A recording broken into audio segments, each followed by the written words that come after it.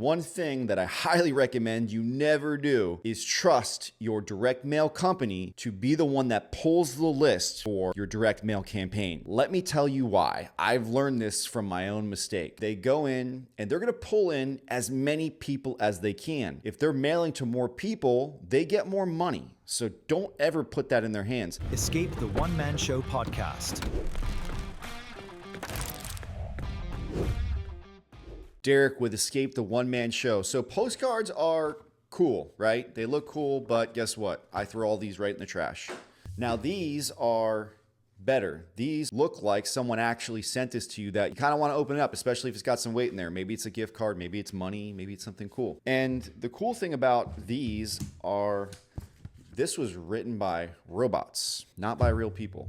And that is something that we started doing at our company that has worked really, really well. We actually used to handwrite these ourselves, but scaling that was almost impossible. So we found a company that actually uses robots to write these letters. And we have a very cool strategy where we have a magnet inside and we give an offer to the neighborhood and new homeowners. That works really, really well. So if you're doing prospecting for direct mail, it can be really hard. It can be really expensive. This by far has worked the best out of any strategy that we've done. We've done postcards, all different types of methods. And these envelopes have by far worked the best because people actually open them. And it has a short note in there from the owner that is real. That's not super promotional.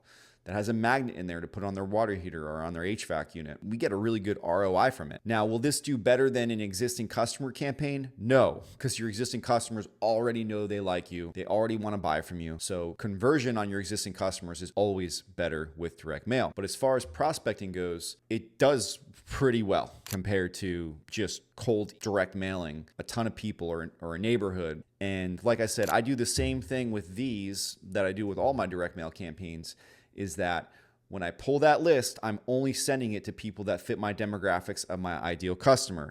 No landlord tenants, people that are over a certain age, people that make a certain income. They maybe have children or senior in the home. So I'm sending it to the demographic of my ideal customer, which will give me the best results.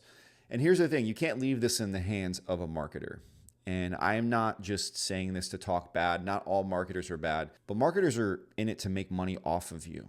So they're in it to make as much money as they can. They will build their lists with as many people as they can, and they want you to send as many as they can to those people. So it's important as an owner that you stay educated and you don't fully trust these people 100%. I've seen marketers on there like, if you're going to hire an expert, you just need to trust them and let them do their thing. That's BS because they're claiming to be an expert. They're saying they're an expert. In their mind, they're an expert. I've had HVAC technicians tell me they're experts. They don't understand subcool, superheat, static pressure. In their minds, they're experts because they're better than a homeowner. So just be careful when someone tells you that they're an expert and just to trust them. You should not. It is your obligation as an owner to educate yourself, to understand what are the things that you need to know. And list building has to stay in your hands if you want to run a good campaign, unless you micromanage that marketer throughout the entire process, which they would hate. And the same thing with design.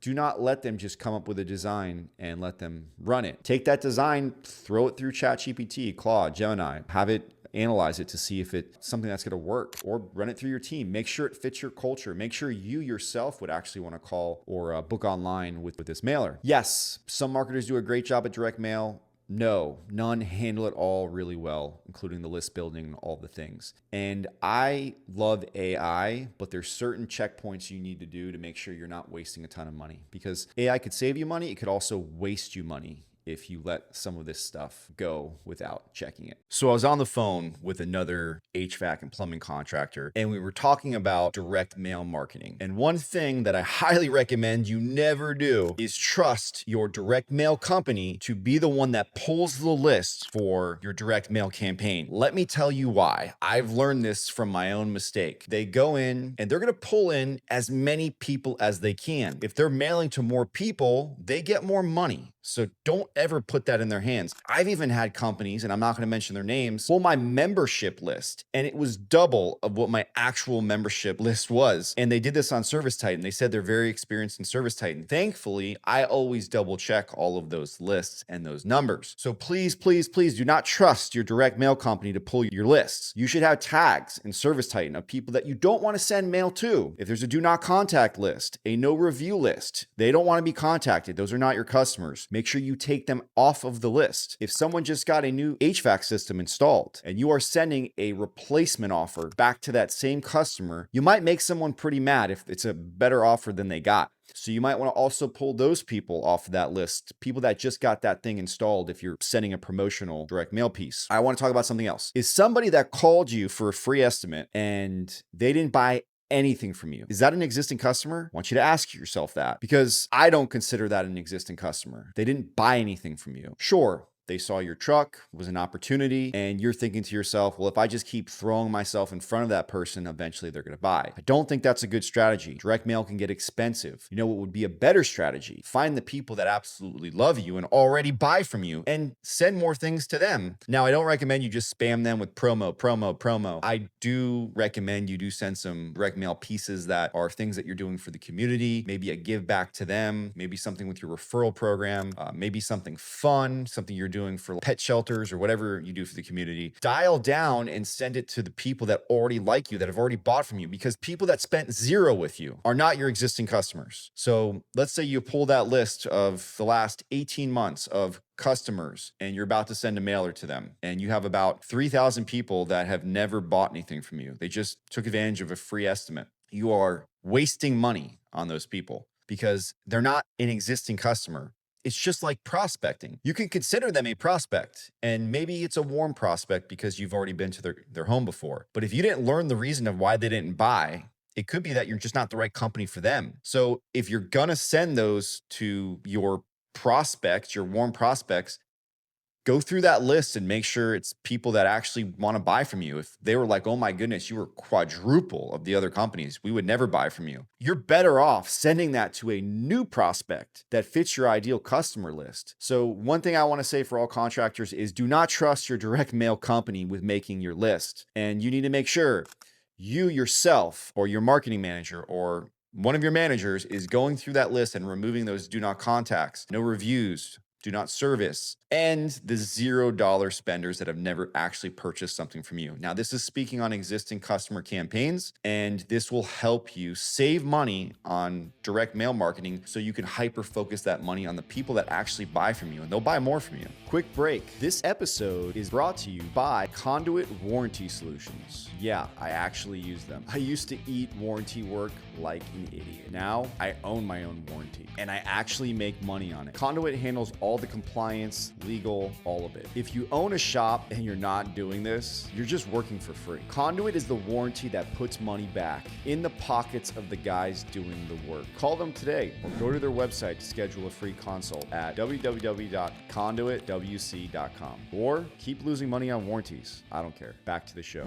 Speaking of direct mail, I want to talk about something that's really important, and that is direct mail for prospects. Now, before you just start sending all of these mailers to specific neighborhoods and you go ham on spending that money, I really recommend you do a deep dive on your customer list. I recommend going to a site called melissa.com. What you can do, you use ServiceTitan, HouseCall Pro, whatever CRM or software you use, you can go ahead and export your customer list to an Excel file, and you can upload it in something called Listware on melissa.com. And I recommend when you pull that list from your CRM, I would choose your biggest spenders. So if it's an HVAC system and your average HVAC system is $8,000, $10,000, $12,000, $15,000, whatever it is, put that as the benchmark. So customers who spent $8,000 with you. And you could take that list back for the past 3 years, the past 5 years. So you could take that list of your best customers who spend the most money with you, that buy more right? Because someone might have bought a quick fix, a capacitor, and they're just using you for the diagnostic. And if it's cheap enough, they're going to use it. So you really want to find out who is your best customer. You need to find out who they are so that you can market to that person heavily. So go to your CRM, export your customer list, narrow it down to people that have spent a decent amount of money. Now, if you're a plumbing company and you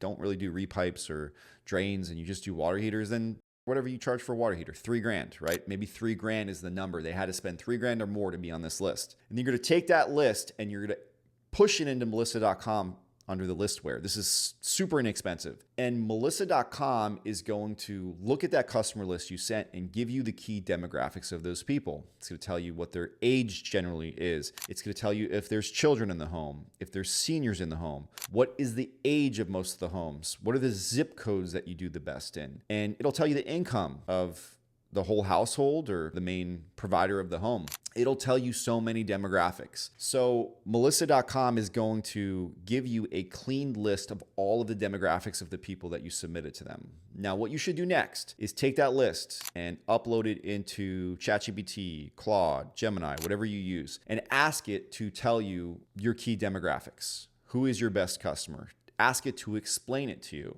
What is their age range? How old is the home that typically produces the most for you? And now you can make a more intelligent decision if you're going to be going after prospects, because I would not just go after a neighborhood that looks like it has a lot of old ACs or, old drains, cast iron pipes. I wouldn't do that. That's not specific enough, because what if you just sent it to 100 landlord tenants that could care less? So Melissa.com will also tell you if they are a homeowner versus if it's rented. You got to really clean your mailing lists. And I also recommend something that you really need to do is remove anyone that's been deceased. If that customer list is more than 3 months old, someone might have died and they don't want mail for the person that's died coming to their home. It's disrespectful. So you can run a check through that list to make sure there's no one that's been deceased that you're sending mail to. So if you're doing prospecting with direct mail, you have to know your ideal customer, all their demographics. And then what you can do is you can go back onto Melissa.com and you can build a mailing list, and you can put in all of those key metrics and build the list of the exact homes you need to send it to versus just hitting a neighborhood blindly. You could remove renters. You could put in the age group, anyone over 55,